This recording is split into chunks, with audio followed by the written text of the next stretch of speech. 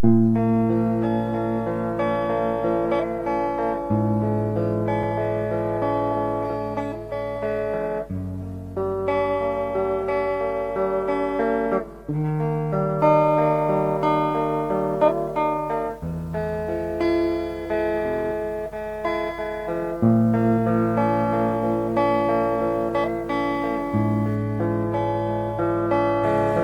were no school facilities and power supply at that time.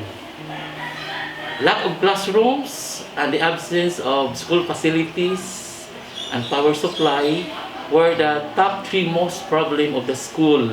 Since the school at that time did not have yet the power supply, or computers or laptops, precisely lesson plans were made manually by the teachers. They have to write the whole lesson plan in each subject because we don't have the gadgets yet during those times. Teachers needed to travel to the mainland and take the 18 nautical miles from the island to the mainland just to print the required documents.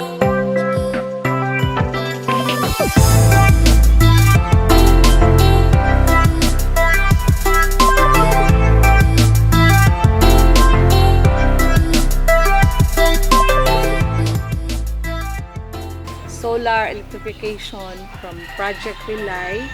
Nagpasalamat kay Migdak po. We are very grateful and thankful kay it is very of great help sa among school. Kay kanang anytime pwede namin mo gamit sa kuryente o na example kanang mga dinalian ng mga reports. So dali na lang kay namo ang pag-print or pag-submit online baron kay na namin kuryente sa among eskwelahan. So mapasalamaton kayo mi kay sa kadaghang school sa Bohol, we are one of the recipients. So gamit jud kayo sa among eskwelahan. Pasalamaton jud kay mi sa Rely, Project Rely and sa European Union sa ilang pagpili sa among school as one of the recipients of the solar electrification.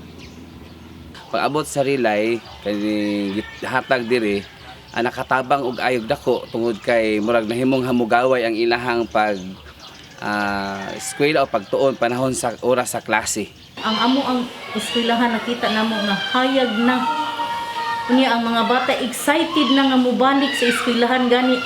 Ang mga bata sa akong magyan, ma'am, ano sa man ta magklase? Kay naa natay hayahay na ang atong classroom na natay electric fan. Unya makakita nami og TV nga dako.